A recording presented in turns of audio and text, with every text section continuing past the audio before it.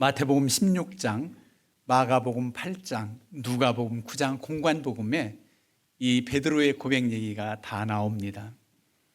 그러면은 이 말씀 속에서 예수님이 하시고자 하는 뜻이 무엇인가? 주님이 누구신지를 알기를 바랬던 마음입니다. 적어도 3년의 공생애를 훈련받은 주님의 제자들이 예수 그리스도가 누구신지를 확실히 알고 깨닫기를 바랐던 주님의 심정을 이곳에서 우리가 헤아리게 됩니다. 이 가이사랴 빌립보 지방은 이스라엘 땅 제일 북단으로 헤르몬산 그 물이 흐르는 요단강 갈릴리 호수 발원지의 원천입니다. 경치가 참 좋아요. 큰 냇물이 흐르는데, 물줄기가 흐르는데 동굴 속에서 흘러요. 위는 다 산이고 참 신비하다 할 정도로. 그리고 그곳은 아주 우상의 도성이었고 헤로드 왕이 카이사, 즉 로마 황제 시저죠, 케자르는 그를 기념하려고 지명까지도 가이사랴 빌립보 그랬단 말이에요. 그곳이 지옥의 문이라고 하는 큰 동굴도 있었다고 그래요. 우리가 성지순례 갔을 때는 그렇게 큰 물줄기가 흐르는 그런 모습을 보았습니다. 경치는 대단히 좋은데 왜 주님께서 이곳을 선택하셔서 이렇게 귀한 신앙 고백의 확인을 하셨을까? 우상의 도성, 경치 좋은 것은 더욱더 우상 신전들이 많았잖아요. 그런 모습, 그런 곳에서 살아계신 주님 하나님이라는 사실을 밝히 알고 깨닫게 하기 위함도 있습니다. 이제 제자들에게 묻습니다. 세상 사람들이 세상에 나를 누구라고 하더냐? 사람들이 나를 누구라고 하느냐? 겸손히 자신을 낮춰서 인자, 사람의 아들, 나를 누구라고 하더냐? 그랬더니 말합니다. 더러는 세례 요한, 더러는 엘리야, 예레미야나 선지자 중에 한 분이라고 그렇게 말합니다. 존경스러운 인물이긴 했지만 그 말이 맞는 말씀이 아니지요. 오늘날도 그렇습니다. 예수 그리스도를 단지 4대 성현 중에 한 분으로, 그저 그 유명한 유교의 창시자 공자나 맹자나, 서양에서는 소크라테스를 넣지요. 그리고 석가모니나, 그리고 예수 그리스도, 이 4대 성현 중에 한 분입니다. 그 정도도 대단한 위치에 계신 분으로 알고 있는데요, 그것도 틀린 말입니다.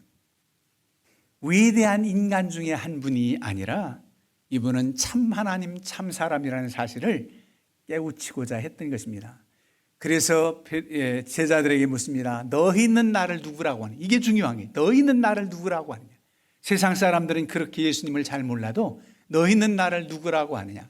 그럴 때 베드로가 씩씩하게 주는 그리스도시요 살아계신 하나님의 아들이십니다, 정확히 고백을 합니다. 주는 그리스도시요. 그리스도 하면은 기름 부음 받은 자, 히브리 말로는 메시아 같은 말입니다. 헬라어 그리스어로는 그리스도, 바로 기름 부음 받은 자. 단순히 왕이나 제사장 기름 부음 받을 때 그리스도라, 메시아라 그러지 않습니다. 온 인류를 구원하실 분이라는 뜻입니다. 오직 구원자라는 거예요. 그 구원주라고 하는 뜻이 그리스도입니다. 그렇게 고백을 하고 그 다음 살아계신 하나님의 아들이십니다. 바로 우리 주님은 하나님이십니다. 이런 고백이, 인간으로 오셨지만 살아계신 하나님, 그 하나님이십니다. 그렇게 고백을 했단 말입니다. 예수님께서 정말로 기뻐하시면서 뭐라고 말씀합니까? 예수께서 대답하여 이르시되 바요나 시모나, 내가 복이 있도다. 이를 내게 알게 한 이는 혈육이 아니요 하늘에 계신 내 아버지시니라. 한마디로 내가 복이 있다는 겁니다. 여러분, 베드로가 주는 그리스도시요 살아계신 하나님의 아들이십니다, 이렇게 고백했다고 하는 성경 이야기, 성경 내용을 우리가 아는 것으로 그치면 안 돼요. 마태복음 16장에 나왔어. 마가복음 8장에도 나오지. 누가복음 9장에도 나오는 얘기 나 알고 있어. 그렇게 성경 지식 알라는 게 아니라 베드로가 고백한 것처럼 우리도 그렇게 예수 그리스도를 나의 구원주로, 하나님의 아들 참 하나님으로 믿을 수 있어야 될 줄로 믿습니다. 그게 중요해요. 그걸 믿어야 돼요, 우리가. 그럴 때 베드로의 고백이 우리 모두의 고백이 될 때 주님께서 베드로에게 복이 있다 말씀하신 것처럼 여러분들에게도 주께서 복이 있다 이렇게 말씀해요. 복이 있다, 복 받은 사람, 그러면 세상적인 것은 다 물질적인 것, 보여지는 것, 그것으로만 생각해요. 내게 복이 있어, 5복이 있고 7복이 있고 대단한 물질적인 것만 생각하는데, 하나님께서, 우리 주님께서 말씀하신 이 복은 그야말로 영적인 것, 비교할 수 없는 가치, 영적 가치가 있는 그 복을 말씀하는데, 첫 번째로는 하나님의 은혜 중에서 깨닫게 하셨다는 겁니다. 내가 알게 하니는 혈육이 아니요 하늘에 계신 내 아버지시니라. 내가 나를 이렇게 알고 고백한 것은 내 속에서 나온 게 아니라 하나님께서 깨닫게 하셨다는 겁니다. 예수님이 누구신지 알게 하셨다는 겁니다. 여러분, 깨달음의 은혜는 너무 귀한 복입니다. 신앙생활하면서 진리의 말씀을 깨닫고 하나님이 누구신지, 예수 그리스도가 누구신지 아는 지식이 풍성해서 깨달아질 때, 그거는 은혜 중에 은혜, 복 중에 복입니다. 어떻게 이런 은혜가 베드로에게 임했나요? 주님과 함께 동행하면서 주님이 누구신지 깨달아 알고 이렇게 하신, 하나님께서 알게 해주셨다. 오늘로 말하면 성령의 시대, 성령 하나님께서 우리로 하여금 깨우쳐 주셨다, 알게 하셨다. 그래서 여러분들도 성령의 지혜를 구해서 하늘의 신령한 비밀들을 깨달아 알기를 축원합니다. 그 말씀은 곧 주님과 늘 동행할 때, 하나님과 늘 교통할 때 성령께서 이런 깨달음의 은혜를 주시는 그런 복된 사람이 되는 겁니다. 두 번째로는 뭐라고 말씀하냐면, 내가 내게 이르노니 너는 베드로라. 내가 이 반석 위에 내 교회를 세우겠다 이랬습니다. 너는 베드로라. 여러분, 베드로, 바로 베트로가 뭐냐면은 바위, 반석이라는 뜻입니다. 그동안 베드로의 이름은 시몬이었습니다. 시몬아 나를 따르라. 고기 잡는 어부 시몬을 그야말로 새 이름을 받는데 베드로라, 반석이라. 예수님을 비유할 때 예수님은 반석이라 이렇게 말씀했어요. 그런 은혜를 베드로에게 이름까지 바꾸면서 그렇게 지어주셨습니다. 반석 위에 내 교회를 세우겠다. 베드로 너 위에 세우겠다는 게 아니라 이렇게 믿음의 고백을 한 이들 위에 주님의 교회를 세우겠다는 겁니다. 특권적인 복이지요. 그래서 신앙 고백 위에 세운다는 겁니다. 살아계신 하나님, 그리스도, 구원주, 이렇게 믿음의 고백이 든든하게 있는 이들의 신앙은 흔들리지 않습니다. 그런 이들로 가득 채워진 믿음의 권속들의 공동체는 그야말로 단단히 세워지는 교회가 되는 것입니다. 그래서 이 특권적인 복을 주시면서 이제 음부의 권세가 이기지 못하리라 이렇게 말씀을 해요. 음부의 권세가 이기지 못한다. 지금 이곳은 바로 음부의 굴이라고 하는, 이 지옥의 문이라고 하는 그런 곳이라고 그랬잖아요. 가이사랴, 빌립보 이 지방이. 거기에 많은 신전들이 있고 사람들이 우상 숭배하던 그런 곳에서 바로 지옥의 문, 음부의 권세 연결되잖아요. 모든 악한 세력 권세가 이런 신앙 고백, 든든히 예수 그리스도가 누구신지 아는 이들에게는 바로 엄습할 수 없다는 겁니다. 오히려 이기지 못한다는 거예요. 그들의 세력이 이기지 못한다는 겁니다. 어떠한 환난이나 핍박이나 적신이나 위험, 칼, 모든 것들도 그리스도의 사랑에서 우리를 끊어놓을 수 없듯이 우리가 승리한다는 거예요. 한편으로는 가장 궁극적인 문제, 죽음의 세력, 사망 권세도 이기지 못한다는 겁니다. 그래서 예수 그리스도의 부활의 능력의 역사도 여기에는 내포됩니다. 주님이 부활하셨듯 우리도 승리한다는 겁니다. 이곳에서 이 고백 이후에 예수님의 공생애의 완전한 전환점이 되는데, 지금까지는 어땠습니까? 놀라운 기사와 이적을 발했고 많은 이들의 병을 고쳐주었습니다. 그런 주님, 능력의 주님께서 역사하신 그런 뜻이 있었는데, 이제 이 고백 이후, 이 사건 이후에 예수님께서 뭐라고 말씀하냐면, 내가 이제 많은 대제사장들과 서기관들에게 고난을 받고 죽임을 당할 것이다.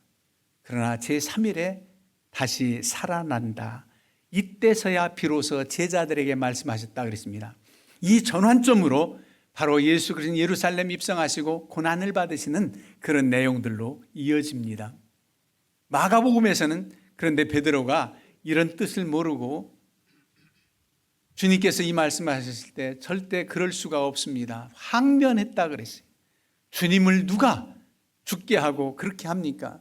사흘 만에 부활하신다는 말씀은 들어오지 않고 예수님이 죽임을 당할 것이다라는 예 분개해요. 항변을 합니다.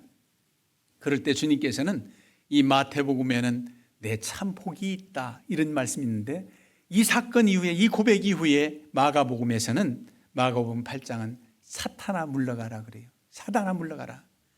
하나님의 가시는, 우리 주님 가시는 길이 인류를 위해서 십자가에 달리시는 죽음의 길을 걸어야 되는데 그걸 내가 막겠다고? 그거는 방해하는 것이 된다, 이런 말씀도 나와요. 그런데 오늘 본문에서는 이렇게 놀라운 은혜와 복을 이렇게 고백한 베드로에게 주셨고, 오늘 우리에게도 이런 은혜가 있단 말이에요. 적어도 예수 그리스도를 나의 구원주로, 그분을 참 하나님으로 믿는 이들에게는 바로 이런 음부의 권세, 사탄의 세력까지도 이길 수 있는 능력을 주신다는 겁니다. 그 다음에 마지막으로 어떤 복을 주시느냐? 천국 열쇠를 주겠다는 겁니다. 천국 열쇠를 주겠다. 이 열쇠는 닫으면 닫히고 열리면 열리는 겁니다. 아주 키입니다. 이사야서 22장 22절에도 내가 다윗의 열쇠를 주니니 누구든지 풀면 닫을 자가 없고 닫으면 열 자가 없다, 이런 말씀이 있는데, 이런 아주 특권적인 열쇠를 내게 주겠다 그랬어요. 그래서 땅에서 무엇이든지 매면 하늘에서도 매일 것이요, 내가 땅에서 무엇이든지 풀면 하늘에서도 풀려질 것이다, 그런 은혜와 복을 주셨습니다. 여러분, 이렇게 베드로처럼 확실한 믿음의 고백, 주님께 대한 의심 없는 이 믿음으로 나아가는 이들에게는 여러분들의 마음의 소원을 들어 응답해 주시고 선포하는 대로 되어지는 은혜가 있을 줄로 믿습니다. 예. 아브라함을 축복하는 자에게는 축복을, 아브라함을 저주하는 자에게는 저주가 임하리라고 하는 특권적인 복을 주셨듯, 오늘날 이 믿음의 확신을 가지고 고백하는 우리에게도 이런 똑같은 은혜를 주시는 주님이시라는 사실을 믿어야 합니다. 그리고 나서 제자들에게 경고하사 자기가 그리스도인 것을 아무에게도 이르지 말라, 그렇게 말씀합니다. 예수님이 그리스도인 것을 만백성들에게 선포해야 되는데 아무에게도 이르지 말라, 그렇게 지금 말씀해요. 왜 그랬을까요? 예수 그리스도가 그동안 놀라운 능력을 발하고 심지어 죽은 자를 살리고 가진 기사와 이적을 목격한 사람들은 그야말로 그들은 세상적인 구원주로만 생각했습니다. 세상적인 구원주. 그 시대적 상황으로 보면은 로마 식민 통치를 받던 이스라엘이 하루속히 로마 통치권에서 벗어나 독립하기를 원했을 때입니다.